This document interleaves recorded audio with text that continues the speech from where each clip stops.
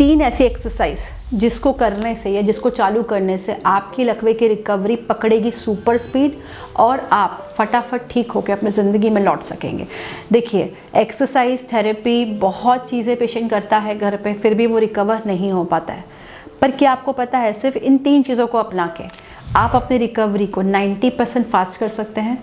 तो मान लीजिए अगर आपकी रिकवरी में समय लगता है 6 महीने का, सिर्फ इन 3 चीज़ों को अपना के आप उसी रिकवरी को 1.5 से 2 महीने के अंदर कर सकते हैं। तो आइए जानते हैं ऐसी क्या 3 चीज़ें हैं जो हम घर बैठे कर सकते हैं, जिसके थ्रू हम बोल भी पाएंगे, चल भी पाएंगे और हाथ का इस्तेमाल भी कर पाएंगे। नमस्ते, मेरा नाम डॉक्टर न्योरा वर्मा है।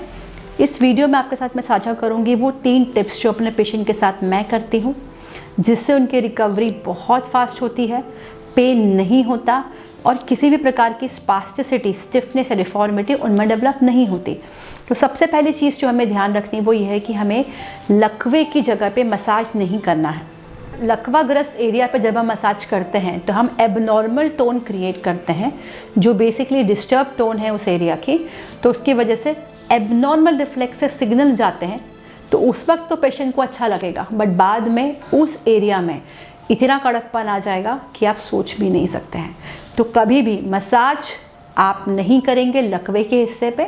अब मान लीजिए ठंड का मौसम है और मसाज पेशेंट को करवानी है और एग्जाम्पल इस तरफ का हाथ इन्वॉल्व है, तो मसाज आप उसकी कर सकते हैं नेक के एरिया में, हेड के एरिया में, स्पाइन के एरिया में, पीछे के एरिया में, बट इस हाथ पे आप मसाज नहीं करेंगे।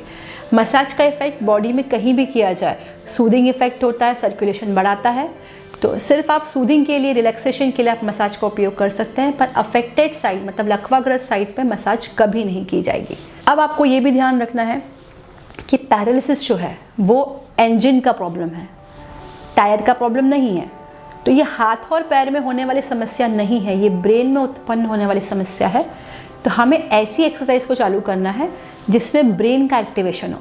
सिर्फ पकड़ के हाथ को हिला देना या सिर्फ स्ट्रेचिंग कर देना, उससे आपकी रिकवरी कभी संभव नहीं है। इतने पेशेंट मैं देखती हूँ जो 10 हफ्ते, 12 हफ्ते, 3-3 महीने तक एक्सरसाइज करवा के आते हैं, लाखों रुपए खर्च करके आते हैं, पर उनके अंदर 1% की भी रिकवरी नहीं होती, क्योंकि जो ब्रेन है, जो इंजन है, वो तो स्टार्ट हुआ ही नहीं होता। तो शुरुआत पे ध्यान रखने जैसी बातें होती हैं कि डिफॉर्मिटीज़ ना हो, मतलब कंधे में खिसकाव ना आए। तो पोजीशनिंग का मेरा एक पहला वाला वीडियो है जिसको आप रेफ़र कर सकते हैं कि पोजीशन कैसे किया जाए, पेशेंट को कंधे से ना उठाया जाए, पेशेंट को शिफ्ट कैसे किया जाए, पेशेंट को लिटाया कैसे जाए, पेशेंट को करवट कैसे दिलाई जाए। तो इस वीडियो में आपको ये इसकी इन्फॉर्मेशन मिल जाएगी। कंधा अगर नहीं खसकेगा तो हाथ की रिकवरी आना तय है और दर्द नहीं होगा पेशेंट को, तो वो एक्सरसाइज को ज़्यादा बेहतर तरीके से कर पाएगा। ये भी ध्यान रखना होगा कि एक्सरसाइज सिर्फ आपको करने से ठीक हो जाएंगे आप, ये मानना, धारणा बिल्कुल गलत है। क्योंकि एक्सरसाइज से मसल स्ट्रांग होगी, मसल्स की स्ट्रेचिंग से मसल्स में परिवर्तन आएगा, ना ही कोई नस में परिवर्तन आएगा, ना ही ब्रेन की एक्टिविटी में। तो हमेशा एंगेजिंग एक्टिविटी आप चालू करें जिसमें कि ब्रेन, नर्व और मसल का कोऑर्डिनेशन बने, जिससे जो एरिया आपका डैमेज हो गया है वहाँ पे नए पाथवे बन सके न्यूरोप्लास्टिसिटी के माध्यम से, और उसके थ्रू आप अपने रिकवरी को बढ़ा सकें। देखिए, अक्सर ये देखा गया है कि शुरुआत में जो पेशेंट होता है वो बिस्तर में होता है या कोमा में होता है या बिल्कुल बेहोश होता है। धीरे धीरे वो पेशेंट बैठने लग जाता है, बोलने लग जाता है, खाने लग जाता है, चलने लग जाता है। ये क्यों संभव हुआ? क्योंकि हमारे ब्रेन में एक ऑटो रिकवरी फेज़ होता है, न्यूरोप्लास्टिसिटी जिसको हम बोलते हैं, वो एक्टिवेट होता है। तो पहले 6 महीने में हर मंदिर, तीर्थ, प्रसाद, दवाई, हर चीज़ आपको फ़ायदा देगी। 6 महीने बाद ये प्रोसेस ख़त्म हो जाएगा, फिर कुछ भी रिकवरी आपकी नहीं होगी, आप जहाँ थे वहीं रुक जाएंगे। तो आखिरकार हुआ क्या? हमारे ब्रेन का सेल्फ हीलिंग मोड ख़त्म हुआ और हमारी बॉडी में जो रिकवरी 6 महीने में आनी थी वो आके ख़त्म हो गई। पर क्या आपको पता है, इस रिकवरी को आगे बढ़ाने के लिए आपके ब्रेन की न्यूरोप्लास्टिसिटी को ऑन करना होता है, और ये कर पाना संभव है। हम अपने सारे पेशेंट्स में यही प्रोसेस करते हैं, और थेरेपी और ट्रीटमेंट के माध्यम से उनकी रिकवरी को हम ना सिर्फ फास्ट करते हैं बल्कि दर्द रहित करने का पूरा प्रयास करते हैं। तो आइए जानते हैं पहली एक्सरसाइज के बारे में, जिससे आपकी वोकल कॉर्ड या बोलने की प्रक्रिया चालू हो सकती है। हो सकता है आप मुझसे बहुत दूर हैं और मुझ तक अभी नहीं आ सकते हैं, क्योंकि हम वोकल कॉर्ड स्टिमुलेशन में कई प्रकार के इंजेक्शंस का इस्तेमाल करते हैं। पर आप जहाँ बैठे हैं घर पे, वहाँ से भी अगर आप ये प्रोसेस चालू करना चाहें तो इस एक्सरसाइज के माध्यम से आप अभी से कर सकते हैं। तो अगर किसी पेशेंट को बोलने का प्रॉब्लम हुआ है, उसके आवाज़ में दिक्कत आई है, सबसे पहली चीज़ जो हमें करनी है वो है जो पुरानी फ़ोटो एल्बम्स है आपको वो लेके पेशेंट के सामने बैठ जाना है और उसको फ़ोटो दर फ़ोटो दिखाते जाना है और उस फ़ोटो के बारे में डिटेल में बात करनी है। उसको सब बताना है कि यहाँ का फ़ोटो है, इस तारीख का फ़ोटो है, हम यहाँ गए थे, ऐसा हुआ था, उस दिन ये भी हुआ था, ताकि पेशेंट अपनी जो बैक मेमोरी है या जो लॉन्ग टर्म मेमोरी है उसको यूज़ कर सके, एक्टिवेट कर सके और कुछ चीज़ों को रिलेट करके अपने ब्रेन की हीलिंग को स्टार्ट कर सके।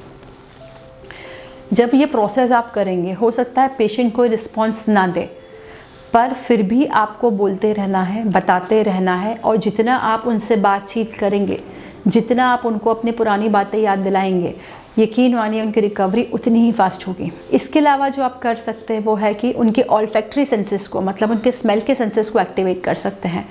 तो कभी फ्लावर ले लीजिए, कभी कुछ ऐसी सुगंधित चीज़ ले लीजिए जो उनकी नाक के आसपास आप रखें, जिसके थ्रू उनके ऑल्फैक्टरी सेंसेस एक्टिवेट होंगे और ब्रेन कमांड लेना चालू करेगा। और बेहतर तरीके से करने के लिए आप उनकी जीभ के ऊपर कुछ दाने कॉफ़ी के रख सकते हैं, जिससे एक बिटर टेस्ट आएगा और बिटर टेस्ट आने की वजह से कहीं ना कहीं ब्रेन उसके ऊपर ध्यान आकर्षित करेगा और अपनी रिकवरी को बढ़ाएगा।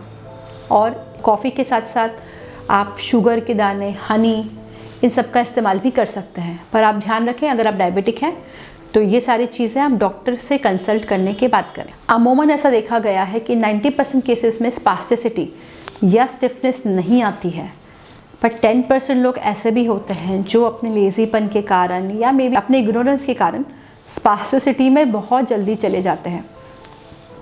पहले 6 महीने में ही उनके हाथों में डिफॉर्मिटी आनी शुरू हो जाती है।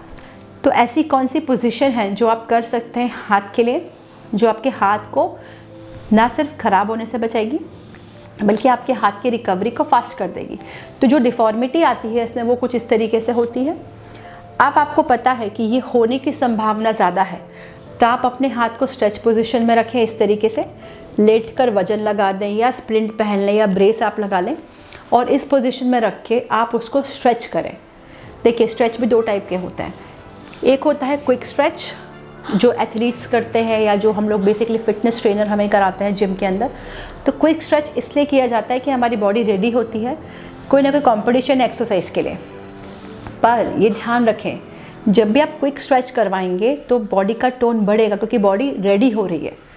पर ऐसा करने से लकवे के पेशेंट में उल्टा इफेक्ट आएगा, मतलब उनका टोन बढ़ने से उनकी बॉडी में स्पास्टिसिटी बढ़ जाएगी या कड़कपन बढ़ जाएगा, जो उनकी रिकवरी के लिए अच्छा नहीं है। तो क्या किया जाए, उनको आप देंगे सस्टेन स्ट्रेच, मतलब लगभग इस पोजीशन को आप होल्ड करेंगे 1 मिनट और 1 मिनट होल्ड करके आप रिलीज़ करेंगे। और हो सकता है थोड़ा बहुत दर्द यहाँ पे हो आपको, तो दैट्स ओके। वो जो दर्द है वो मसल्स का खिंचाव है, धीरे धीरे जब आप उसको रोज करेंगे तो वो दर्द नहीं होगा। और ऐसा अगर आप दिन में सिर्फ 10 बार करते हैं और 1-1 मिनट के लिए होल्ड करते हैं तो आपके हाथ में डिफॉर्मिटी आने की संभावना 50% तक कम हो जाती है। एक्सरसाइज नंबर 3 है शोल्डर, कंधा। मैं अपने सारे वीडियो में बोलती हूँ कि कंधा आपका मेन सूत्रधार है। अगर कंधा खसक गया तो उंगली कभी नहीं आएगी, क्योंकि जो कंधे का गोला है वो हमारा एक कनेक्टिंग लिंक है हाथ का धड़ से। अगर वो किसी तरीके से कनेक्शन ख़त्म होता है तो आपका हाथ टेढ़ा होगा, उंगली में डिफॉर्मिटी आएगी और आपका हाथ कभी चलेगा नहीं। तो ऐसा भी देखा गया है कि शोल्डर का पेन की वजह से कई पेशेंट एक्सरसाइज शोल्डर की नहीं कर पाते। शोल्डर का पेन शुरुआत होना ये संकेत है कि आपके शोल्डर में कहीं ना कहीं खिसका या पोजिशनल चेंज आना चालू हो गया है। डॉक्टर की सलाह के माध्यम से एक्सरे करवा के आप उस प्रॉब्लम का समाधान पा सकते हैं। शोल्डर के पट्टे को लगा के आप अपने हाथ का करेक्शन भी कर सकते हैं। पट्टे 2 टाइप के होते हैं, एक होता है जो शॉर्ट पट्टा होता है और एक होता है जिसमें हाथ ऐसा रखा जाता है। तो आपको कौन सा पट्टा एडवाइजेबल, ये आपके डॉक्टर आपको सही तरीके से गाइड कर सकते हैं। और अगर आपको शोल्डर का पेन हो गया है तो घबराना नहीं है, घर पे ही आपको मॉइस्ट हीट या ऐसी कोई गीली पट्टी आपको लगानी है गर्म पानी की, जिसको कम से कम 20 मिनट आपको रखना है और हमारा प्रिस्क्राइब किया हुआ ओजोन ऑयल आपको उनको देना है, जिससे उनका जो दर्द है वो वहीं ख़त्म हो जाएगा। तो ये 3 ऐसी चीज़ें हैं जो बहुत इजी हैं, घर पे बैठ के की जा सकती हैं बोलने में, हाथ में और इनफैक्ट पोजीशन में बॉडी की बहुत अंतर इसमें आ सकता है। तो अगर आप हमसे दूर भी हैं तो घबराना नहीं है, आपकी हर रिकवरी के छोटे बड़े फेज़ में हम आपके साथ हैं। और अगर फिर भी आप मुझसे मिलना चाहते हैं तो दिए हुए नंबर पर संपर्क करके ऑनलाइन या ऑफलाइन के माध्यम से आप मुझे कॉन्टैक्ट कर सकते हैं। और इनफैक्ट अगर आप हॉस्पिटल में हैं अभी, या आपकी ऐसी है कि आप अभी एडमिट ही हैं, आपकी रिकवरी नहीं हुई है, तो घबराना नहीं है। आपके अटेंडर या फैमिली मेम्बर्स हमसे कांटेक्ट करके या हमारे पास आके ट्रीटमेंट को सीख के जा सकते हैं, जिसके माध्यम से वो वहाँ जाके आपके शहर में आपकी रिकवरी को स्टार्ट कर सकते हैं। ऐसे कई टाइप के ट्रीटमेंट मैं देती हूँ जिसमें हम लोग ऑयल्स या टैबलेट्स का इस्तेमाल करते हैं, जो टोटली सेफ़ है। जो दवाई आपकी चल रही है उसके साथ आप उसको ले सकते हो और घर बैठे आप इसको मंगवा के आपकी रिकवरी को फास्ट भी कर सकते हो और दर्द रहित भी कर सकते हो। तो ऐसे बहुत सारे वीडियोस हम आपके लिए लाते हैं जो आपकी पैरालिसिस की रिकवरी को सुगम और सरल बनाता है। फिर भी अगर आप चाहते हैं कि कुछ ऐसे वीडियोस मैं आपके लिए बनाऊं जो आपको आपकी प्रॉब्लम के बारे में और डिटेल में बताते हो, तो आप कमेंट सेक्शन में जाके लिख सकते हैं। इस वीडियो को उस हर शख्स तक आप पहुंचाएं जिसको लकवे की प्रॉब्लम है, तो इस वीडियो को बनाने का जो हमारा पर्पस है वो सॉल्व हो जाएगा। और दिए हुए नंबर पर कॉन्टैक्ट करके आप हमसे संपर्क करके आपकी प्रॉब्लम का सोल्यूशन भी पा सकते हैं। Thank you.